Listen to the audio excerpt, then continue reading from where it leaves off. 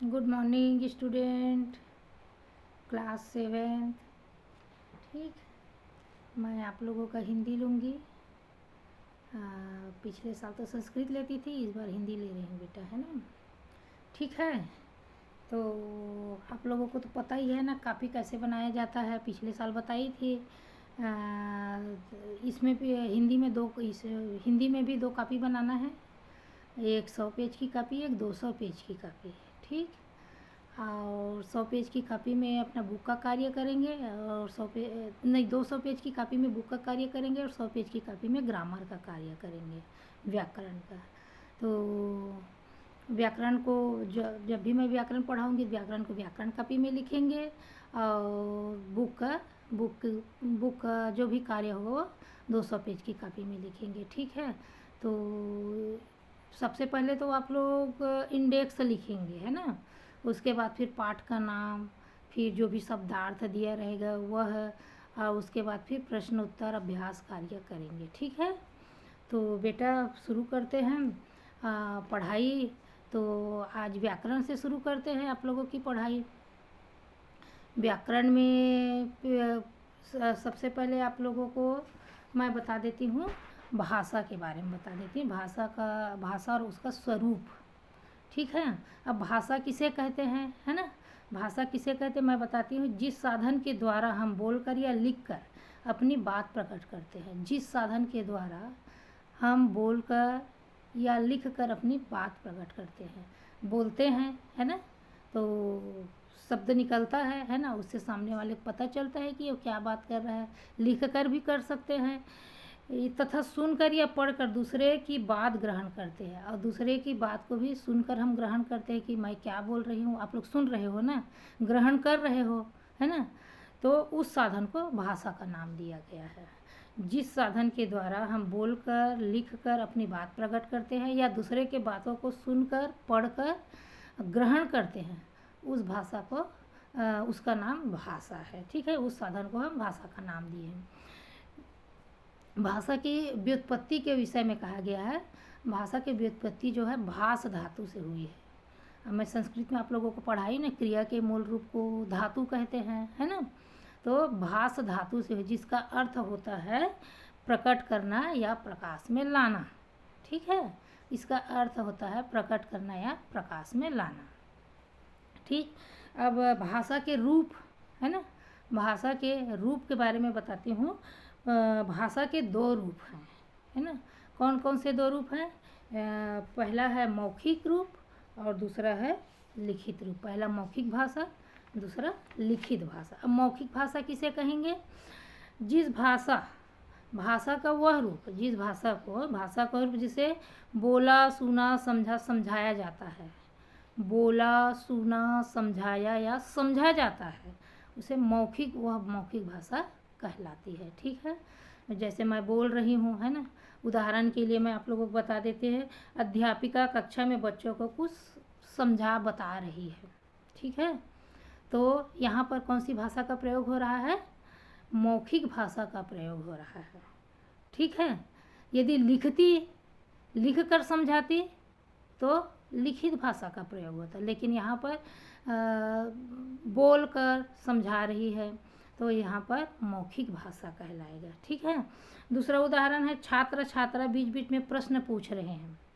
छात्र छात्रा बीच बीच में प्रश्न पूछ रहे थे, यहाँ पर भी मौखिक भाषा का ही प्रयोग हुआ है ना, क्योंकि प्रश्न पूछ रहे हैं बच्चे और शिक्षिका जो है उत्तर दे रही है, तो यहाँ लिखित भाषा का प्रयोग नहीं हो रहा है, इसलिए क्या कौन सी भाषा कहलाएगी? मौखिक भाषा कहलाएगी।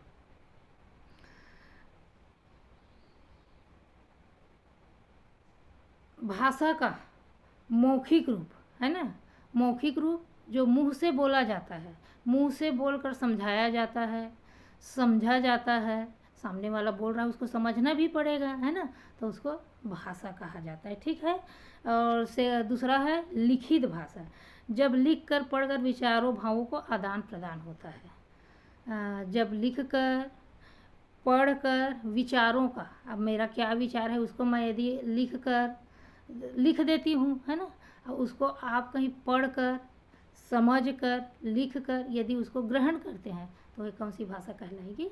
लिखित भाषा कहलाएगी।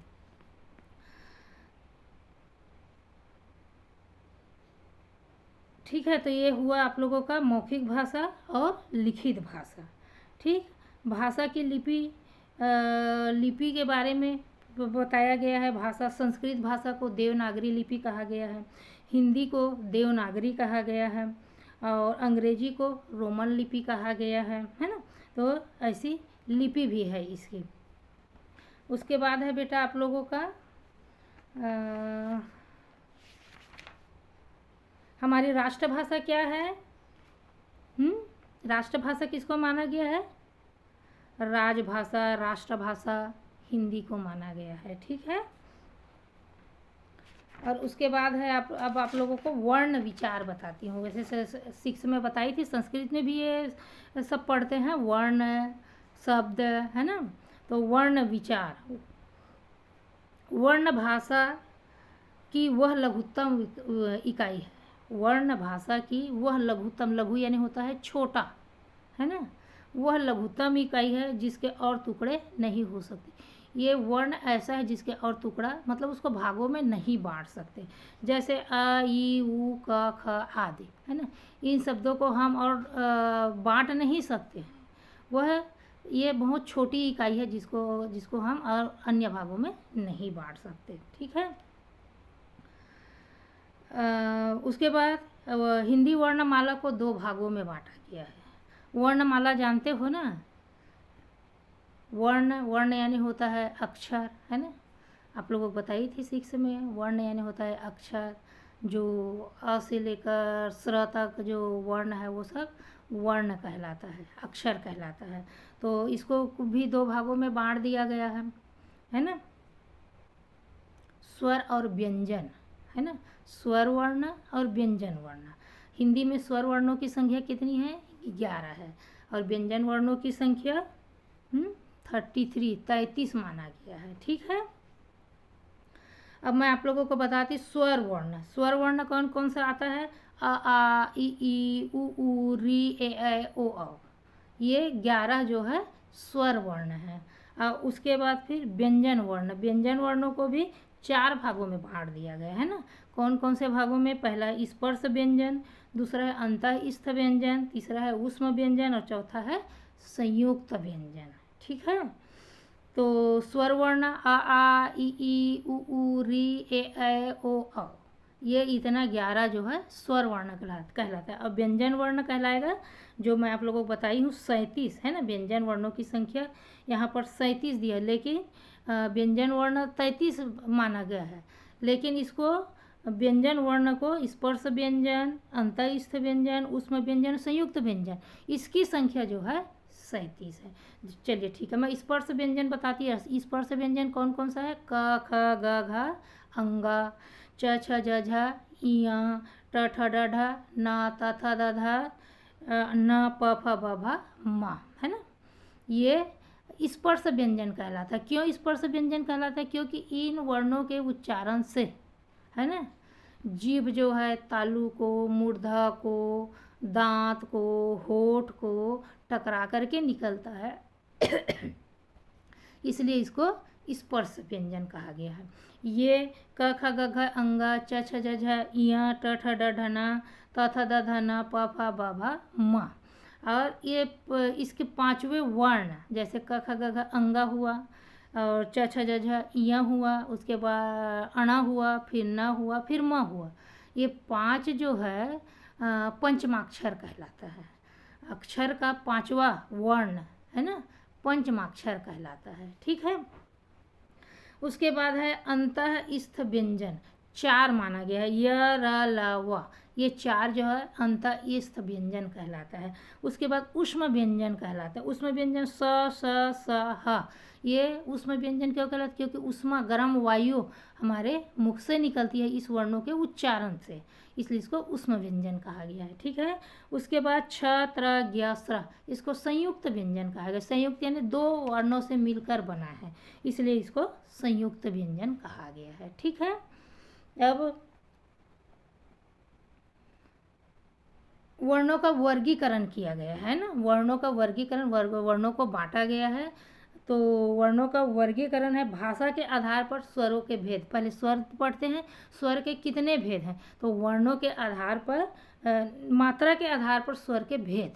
अब क्या क्या है मात्रा के आधार पर स्वर का भेद, ये मैं बता देती हूँ। ह्रस्व स्वर, ह्रस्व जानते हैं, ह्रस्व यानी होता है छोटा, जो स्वर छोटा हो उसको ह्रस्व कहा जाता है। लघु यानी भी छोटा होता है, ठीक है। ह्रस्व यानी भी छोटा होता है। अब कौन कौन सा वर्ण है जो छोटा है, अ ई उ री, ये ह्रस्व स्वर कहलाता है। उसके बाद है दीर्घ स्वर, दीर्घ यानी होता है बड़ा, गुरु यानी भी होता है बड़ा। तो दीर्घ स्वर किसको बोलेंगे, आ ई उ ए ओ और औ, ये दीर्घ स्वर कहलाता है, ठीक है। अब मात्रा के आधार पर स्वर के दो भेद हैं, ह्रस्व स्वर और दीर्घ स्वर। उसी प्रकार प्रकृति के आधार पर भी स्वरों का भेद किया गया है, उसको बांट दिया गया है, स्वर के आधार पर भी बांटा गया है। तो ये है मूल स्वर और संयुक्त स्वर, ठीक है। मूल स्वर और संयुक्त स्वर, संयुक्त यानी जो दो स्वरों के योग से बनता है वो संयुक्त स्वर बनता है।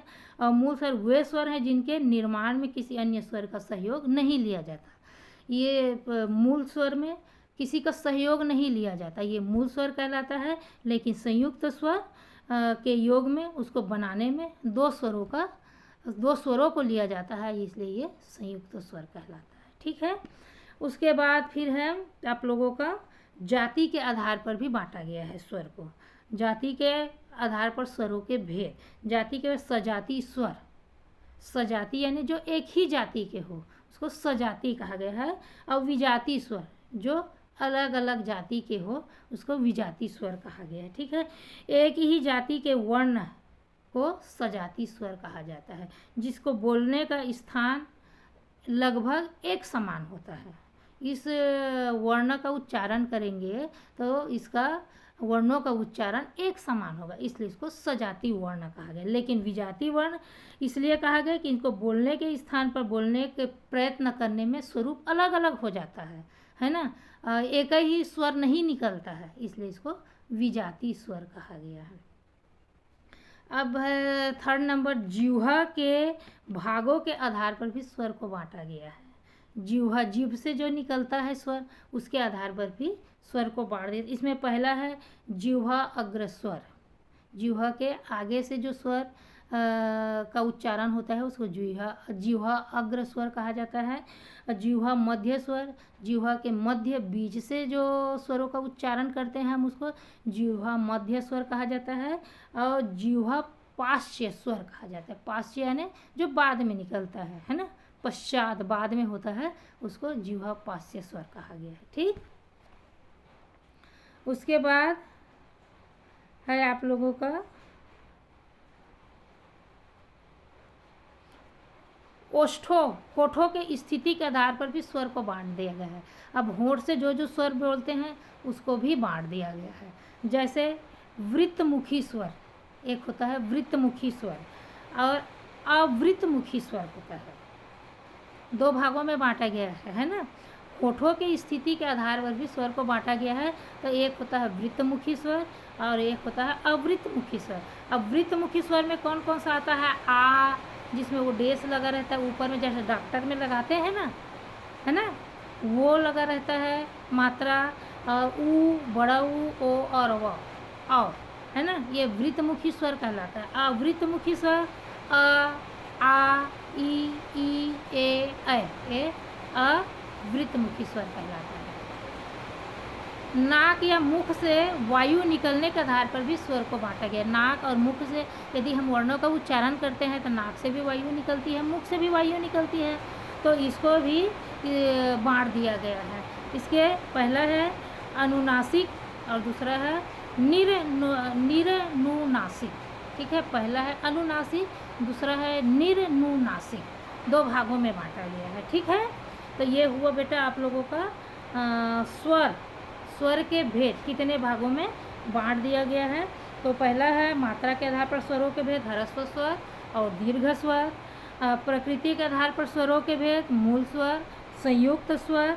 और जिह्वा के भागों के आधार पर स्वरों के भेद, नहीं, जाति के आधार पर स्वरों के भेद, सजाती स्वर और विजाती स्वर, जिह्वा के भागों के आधार पर स्वरों के भेद, जिह्वा अग्र स्वर, जिह्वा मध्य स्वर, जिह्वा पश्च स्वर। और होठों के आधार पर स्वरों के भेद, वृत्तमुखी स्वर, अवृत्तमुखी स्वर। नाक मुख से वायु निकलने के आधार पर स्वरों के भेद, अनुनासिक स्वर और निर्नुनासिक स्वर। ठीक, ये स्वरों के भेद हैं।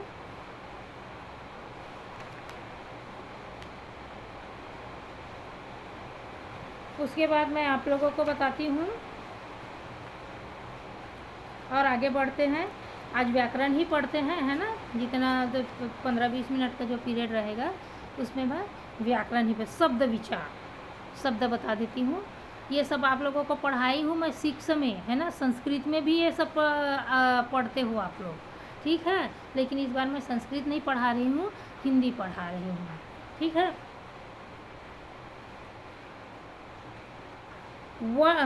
शब्द की परिभाषा है, वर्ण या वर्णों के सार्थक समूह को शब्द कहते हैं। सार्थक समूह, सार्थक निरर्थक, है ना, दो भेद, सार्थक और निरर्थक। सार्थक यानी जिस शब्द का कुछ अर्थ हो, है ना, उसको हम सार्थक शब्द कहते हैं, और जिसका कोई अर्थ ना हो उसको निरर्थक शब्द कहते हैं। जैसे पानी, ये सार्थक, पानी बोलने से हमको पता चल रहा है कि इसको क्या करते हैं, उपयोग में लाते हैं, नहाते हैं, पीते हैं, है ना, तो ये सार्थक शब्द है। लेकिन इसके साथ साथ हम यदि पानी वाणी का उपयोग करते हैं, है ना, तो पानी के साथ वाणी भी बोल रहे हैं। जैसे बोलते हैं ना, पानी वानी पी लीजिए, है ना, पानी वानी पीना चाहिए, तो ये वाणी जो है निरर्थक शब्द है। लेकिन सार्थक शब्द के संग में हम निरर्थक शब्दों का भी प्रयोग करते हैं। तो वर्ण व वर्णों के सार्थक समूह को जो अपेक्षित अर्थ दे उसको हम शब्द कहते हैं, ठीक है। शब्दों के भेद, शब्द के भेद, प्रकार, शब्द के प्रकार, प्रयोग के आधार पर शब्दों के भेद, जो प्रयोग करते हैं उसके आधार पर शब्द के प्रकार हैं। पहला है विकारी शब्द, है ना, पहला है विकारी शब्द। और जिन शब्दों में लिंग व वचन के बदलने से परिवर्तन आ जाता है। लिंग जानते हो ना, स्त्रीलिंग, पुल्लिंग, नपुंसकलिंग, है ना। और दूसरा है वचन, एक वचन, द्विवचन, बहुवचन पढ़े हो, लेकिन हिंदी में एक वचन और बहुवचन बस पढ़ते हैं, लेकिन संस्कृत में एक वचन, द्विवचन, बहुवचन पढ़ते हैं, है ना। तो पहला है विकारी शब्द, जिन शब्दों में लिंग व वचन के बदलने से परिवर्तन आ जाता है। लिंग व वचन के बदलने से यदि परिवर्तन आ जाता है या आ सकता है, उसे विकारी शब्द कहते हैं। आ जाता है या आ सकता है, उसको क्या बोलते हैं, विकारी शब्द बोलते हैं। ये चार है, इनकी संख्याएं चार है। ये चार प्रकार की होती है। पहला संज्ञा, दूसरा सर्वनाम, तीसरा विशेषण, चौथा है क्रिया। संज्ञा सर्वनाम तो आप लोग जानते हो, है ना, किसी वस्तु, स्थान, भाव के नाम को संज्ञा कहते हैं। संज्ञा के बदले में जो प्रयोग किया जाता है उसको सर्वनाम कहते हैं, ये आप लोगों को मालूम है। तो संज्ञा, सर्वनाम, विशेषण और क्रिया आता है। उसी प्रकार है दूसरा अविकारी शब्द। अविकारी शब्द जिसको कैसे बोलते हैं, इसकी परिभाषा, ऐसे शब्द जिसमें लिंग या वचन के बदलने से अंतर नहीं पड़ता। विकारी शब्द में अंतर पड़ता है, बदल जाता है, या फिर क्या होता है, परिवर्तन आ सकता है या आ जाता है, उसको विकारी शब्द बोलते हैं। अब इसमें कुछ अंतर नहीं पड़ता, नहीं बदलता है, उसे अविकारी शब्द कहते हैं।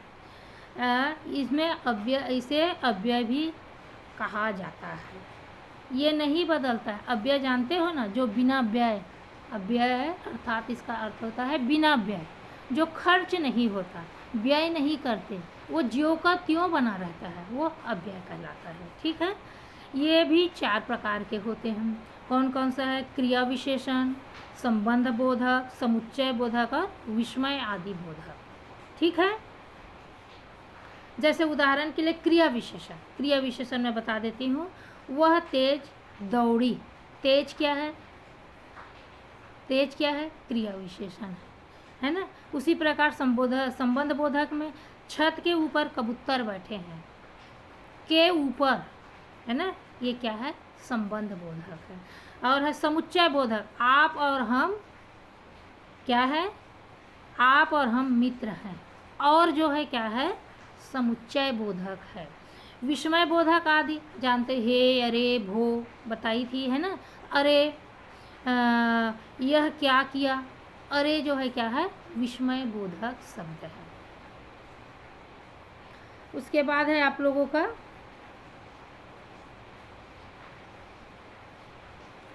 स्रोत के आधार पर शब्दों के भेद, है ना।